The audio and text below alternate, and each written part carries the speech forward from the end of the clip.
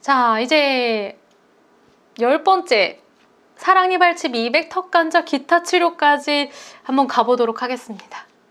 자, 먼저 사랑니 발치 우리 치과에서 상당히 많죠. 사실 근데 사랑니 발치 같은 경우에는 어떤 상담의 기술보다는 지식을 전달하는 경우가 많아서 제가 여러분들이 전체적으로 파악할 수 있게 지식적인 면을 좀 전달을 드릴게요. 자, 사랑니 발치를 해야 하는 경우가 있어요.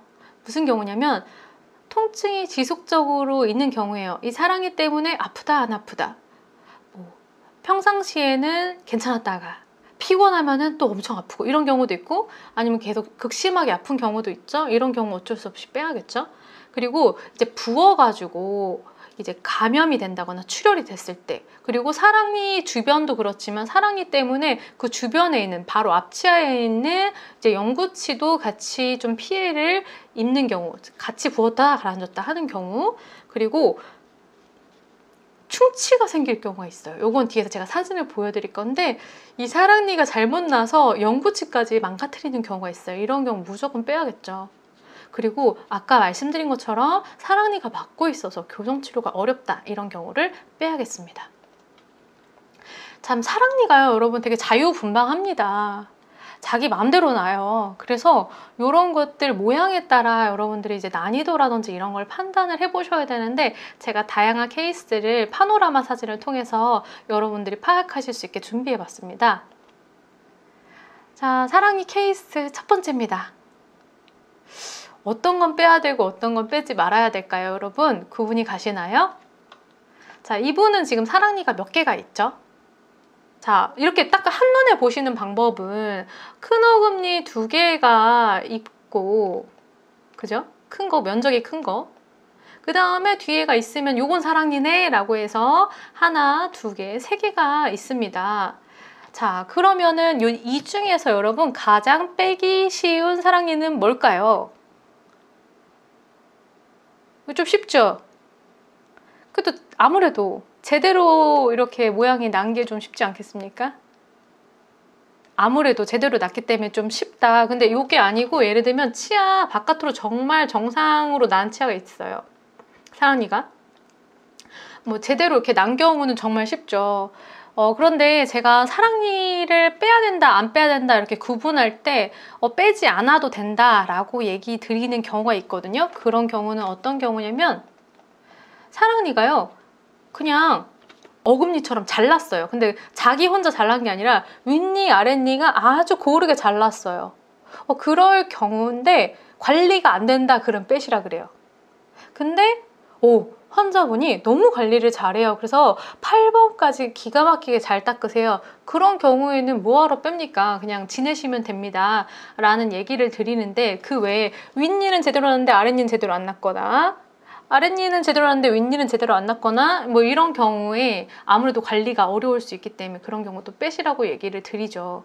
다른 케이스 중에 아래 한번 그럼 볼게요. 아래 보시면은 치아가 누워서 났죠. 근데 뿌리 부분을 한번 보시겠어요? 이 38번 한번 뿌리 한번 보세요. 자, 치아를 한번 그려볼게요. 요렇게 있죠. 자, 여기서 우리가 지금 신경 써야 될 건 뭐가 있을까요? 우리 임플란트 할 때도 하악에서 상당히 신경 써야 되는 부분이 있다라고 했잖아요, 여러분. 바로 다들 아실 거예요. 하치조 신경관. 맞습니다, 나은님. 하치조 신경관. 여기에 중첩돼 보인다. 그러니 엑스레이가 이렇게 뭔가 큰 신경관 안에 얘가 들어가 있는 것처럼 보인단 말이에요. 그런데 48번은 어떻습니까? 좀 맞닿아 있는 것처럼 보이는데 여기는 완전히 들어가 있는 것 같이 보이진 않고, 이런 경우가 있어요. 그래서 이거 어떡하지? 애매하네. 괜찮을까? 걱정되죠. 이럴 때 뭐예요? CT 사진 찍죠. CT 사진은 3차원적으로 보이기 때문에, 예를 들어서 파노라마에서는 신경관이 이렇게 뒤에 있고요. 신경관이 뒤에 있고 치아가 이렇게 있어요. 그러면은 마치 겹친 것처럼 보여진단 말이에요. 그런데 3차원적인 거는 이거를 다 돌려가면서 보니까 진짜 신경관에 붙어 있는지 안 붙어 있는지 볼 수가 있다라는 거죠. 그래서 이 치아를 이렇게 CT를 찍어봤어요. 그래서 양쪽을 막 돌려가면서 보니까 여러분, 자, 신경관은 여기 있어요. 근데 사랑니는 여기 있어요. 요거는 이제 이렇게 잘라서 옆쪽에서 본 거예요, 여러분. 옆쪽에서. 자, 이런 경우 가깝기는 한데 붙어 있지는 않아요. 그런데 이런 게 있어요. 치아가 이쪽 코티컬 보니 치밀골이 되게 얇게 남았죠. 그래서 이거 잘못하다가는 얘 이거 프랙처 뭐 금 가거나 부러질 수도 있겠다 이런 생각이 들기도 하고 너무 가까운데? 이런 생각이 들기도 하죠. 근데 이거는 원장님이 자신이 있으신 분은 빼요. 그리고 조금 위험하겠는데 하면은 리퍼, 병원, 대학병원이나 다른 큰 병원으로 보내죠. 그래서 요런 이제 거는 원장님께서 어떻게 판단을 해주시냐에 따라 볼 수도 있고 보낼 수도 있다 이렇게 생각하시면 되고요. 이런 경우도 있어요. 여러분 이제 엑스레이 찍어봤는데 요거 이렇게 치아 보니까 이게 신경관이거든요. 요 하얗게 보이시죠? 우리 치아는 어딨냐? 요 사랑니 여기 있단 말이에요. 여러분 어때요? 엄청 멀죠? 요거 웬만하면 좀 원장님 뽑아 주시겠죠? 요런 것들은 많이 위험하지 않은 것들은 일반 치과에서도 뽑을 수 있어요. 그래서 요것도 역시 우리 원장님이 파악을 해주신다. 근데 이런 기준으로 CT를 본다 이 정도는 우리도 알고 있어야 되잖아요. 그래서 보여드린 거예요.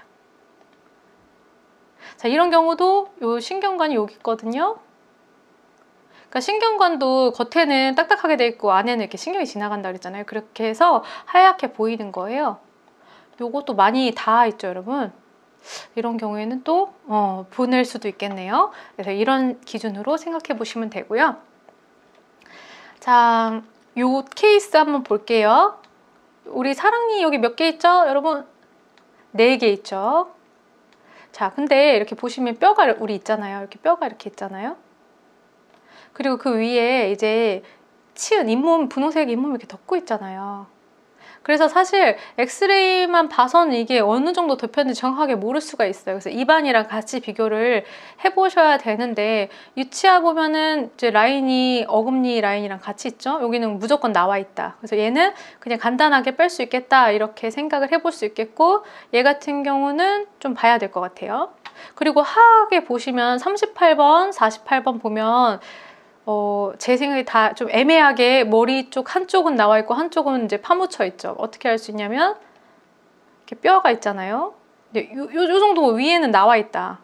그래서 이런 것들을 구강 내에서 실제로 보면요, 이렇게 반은 덮여 있고 반은 나와 있는 경우 있어요. 여러분들 이러면은 어떤 증상이 자주 일어날까요? 실제로 이런 경우 너무 많죠. 잇몸이 이렇게 위에 덮여 있잖아요. 요 사이, 치아랑 요 사이 있죠. 여기가 떠 있어요. 그러다 보니까 여기로 식사하시고 나면 고춧가루 들어가, 블라구도 들어가, 막 지저분한 것들 막 여기 완전 주머니처럼 들어가는 거예요. 그런데 여기까지 칫솔이 잘 안 닿죠. 그러다 보니까 이것 때문에 이런 음식물이나 이런 거에 부패되고 이러면서 이제 잇몸이 부었다 가라졌다 부었다 가라졌다 이런 증상이 나타나는 거거든요. 그래서 이런 경우에는 어쩔 수 없이 이제 빼야 된다라고 생각을 하시면 되는데, 여기 같은 경우 또 보세요. 38번 보시면 또 깊어요. 그죠? 여기 신경관 이렇게 지나가잖아요. 이건 어떻게 하지? 다시 또 이런 경우에 뭐 CT 찍어봐가지고 판단을 하면 되는데요. 그런데 생각보다 이제 이렇게 붙어 있는 것 같아도 안 붙어 있는 경우도 되게 많기 때문에 그럼에도 불구하고 저희가 불안하니까 항상 CT를 찍어서 확인을 해봐야겠죠? 자, 이런 경우도 있어요. 여기 같은 경우는 사랑니가 몇 개 있죠? 하나, 네, 둘, 셋. 자, 여기 같은 경우에는 아예 이제 위에 잇몸 이렇게 있고, 요 위에도 이렇게 잇몸이 덮여 있을 가능성이 있어요. 이런 경우 있어요. 만약 겉으로 봤을 때는 사랑니가 전혀 보이지가 않아요. 저도 그렇거든요. 저는 완전히 이렇게 누워 있는데 겉으로는 전혀 티가 안 나요. 나오지도 않았고요, 당연히. 그래서 이런 경우에는 어떻게 하면 될까요, 여러분? 이분은 지금 보시면요, 교정치료 끝난 환자거든요. 왜냐면 여기 안에 앞에 하얀 거 이거 리테이너거든요. 리테이너, 그러니까 그 교정 유지 장치 리테이너인데, 그럼 이분 같은 경우 지금 교정이 끝났다는 얘기잖아요. 근데 이분은 지금 안 뺐잖아요, 사랑니를. 그러니까 굳이 안에 나오지도 않았고 뼈에 묻혀 있는데 교정을 했다고 하더라도 이 공간이 필요가 없어요. 있으나 마나 상관이 없어요. 그런 경우에는 안 빼도 된다는 거예요. 그래서 여러분이 딱 이제 봤을 때 이걸 빼야 된다, 안 빼야 된다를 이제 좀 구분할 수가 있으셔야 될 것 같아서 이렇게 엑스레이를 준비해 봤습니다. 요것도 마찬가지죠. 이렇게 치은에 안 나오고, 만약에 요거는 확인해 봤는데 나와 있으면 빼야 될 것 같고요. 안 나왔을 것 같아요.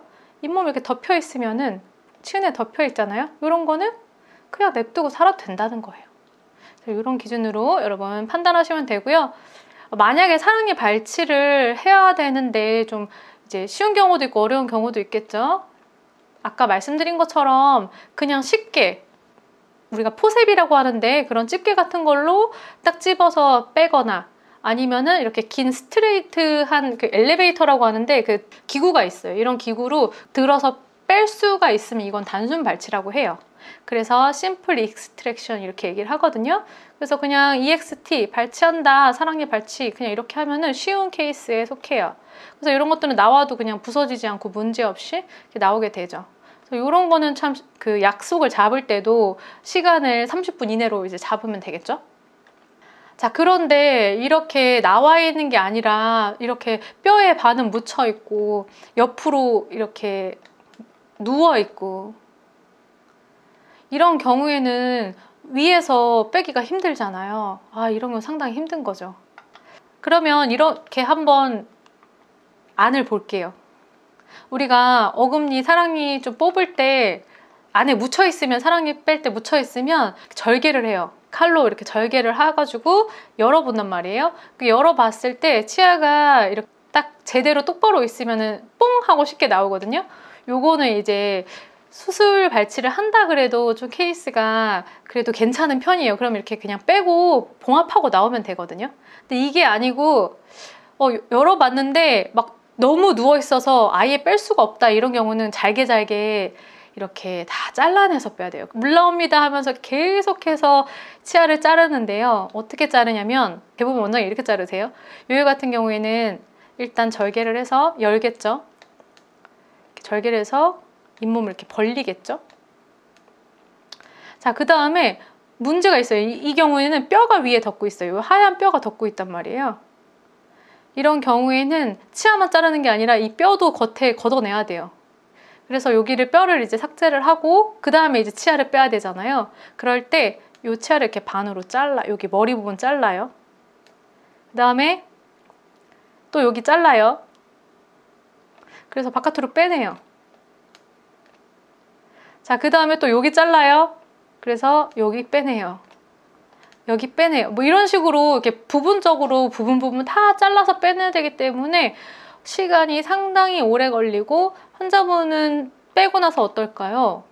이런 경우에 엄청 많이 붓겠죠. 그러니까 그냥 치아만 빼느냐 아니면 뼈도 같이 삭제를 해서 빼느냐, 이런 차이가 있어요. 그런데 뼈를 건드리면 여러분 훨씬 아파요. 어려운 수술 발치, 서지컬 익스트랙션, 이거는 줄임말로 이렇게 이렇게 쓰는데요. 이 서지컬 발치는 시간도 오래 걸리고 환자가 붓는다거나 이런 것도 되게 많이 붓고 통증도 좀 있을 수 있어서 다음날 뭐 중요한 약속이 있다거나 이럴 때는 안 잡는 게 좋겠죠. 그래서 이렇게 난이도에 따라서 사랑니도 되게 다양하게 있으니까 여러분 알아두시면 되고, 사랑니는 이제 보험이 되는데요. 그 보험을 제가 뭐 난발치 아니면 매복치 이런 것까지 다 말씀드리기에는 시간이 너무 짧아요. 그래서 이거는 보험 공부를 따로 하시면서 좀 해보시길 바라겠고요. 수술 준비할 때는 이렇게 다양한 발치 기구들로 하게 돼서 이제 상당히 좀 복잡하기도 하고 오래 걸리기도 해서, 이제 서지컬 발치, 이렇게 수술 발치 같은 경우는 하는 병원도 있고 안 하는 병원도 있어요. 그래서 우리 원장님은 하시는지 잘 확인해 보시면 되겠습니다. 자, 사랑니 발치 상담하실 때는 크게 어떤 뭐 스킬이 필요하다거나 이런 것보다는 주의해야 될 점이 있는데요. 요것 때문에 낭패 보시는 경우 상당히 많아서 이제 말씀을 드릴까 하다가 드리게 되었어요. 먼저 사랑니가 이렇게 애매하게 이렇게 머리 밖에 나온 경우에는요, 이 사랑니도 썩지만 어때요? 요 이제 쐐기처럼 요 공간 있죠? 여기에 음식물이 이제 끼게 되면서 앞 치아가 썩은 경우가 상당히 많아요, 여러분. 그래서 엑스레이 봤을 때 여기가 거뭇거뭇하게 보이면 우리 충치 있는 거 아시잖아요. 그래서 이런 경우에는 사랑니 발치도 발치지만 요 앞에 치아에 추가적인 치료가 필요할 수 있다. 뭐 신경치료하고 씌우실 수 있다. 이것도 항상 같이 설명을 해주셔야 되고요. 또 이런 경우도 있었어요. 이거 실제로 제가 이제 겪은 그 컴플레인인데요. 여기에 인레이가 있었던 거예요, 디오로. 근데 여기를 이제 빼게 된 거예요. 그런데 원장님이 이제 이 치아를 빼다 보면 바깥쪽으로 계속 빼내는 어떤 기구들을 사용하게 되잖아요. 그러다 보니까 이거를 막 빼고 기구를 막 빼내고 하다 보니까 요 인레이를 탁 치게 돼가지고 얘가 푹 하고 나온 거예요. 그래서 이 치아도 또 재치료를 하게 되는 거예요. 근데 사실은 요거를 치과에서 이렇게 했다고 물어준다 이러기엔 좀 리스크가 크잖아요. 그래서 이런 경우 크라운을 해냈거나 이런 경우에는 인접치, 그러니까 이런 보철물이 탈락될 수도 있다라는 설명을 해주고, 환자가 이제 괜찮다 그래도 빼달라 하는 경우는 사랑니를 빼주고, 뭐 그런 게 어디냐 못하겠다 하면 사실은 의료진의 입장에서도 그런 환자한테는 이런 어려운 수술을 사실 해주기에는 쉽지가 않겠죠. 자, 그리고 우리 이제 신경관이 가까운지 안 가까운지 확인을 했지만, 확인을 했음에도 불구하고 신경이 마비 오는 경우가 있어요. 그래서 이 경우에는 사실은 거의 대부분 발치할 때는 동의서를 받고 하기는 해요. 근데 간혹 보면 또 안 받는 경우도 있더라고요. 그래서 항상 사랑니 발치에는 이 안면 마비가 오는 경우가 진짜 많아요. 그래서 꼭 한 치과에서 1년에 한 건 정도씩 걸리는 것 같은데, 이런 동의서가 있어야 그럼에도 불구하고 환자 컴플레인이 클 수가 있기 때문에 여러분 꼭 받아두시라는 거 말씀드리고 싶었습니다. 자, 이렇게 해서 사랑니 발치는 마무리를 하도록 하겠습니다.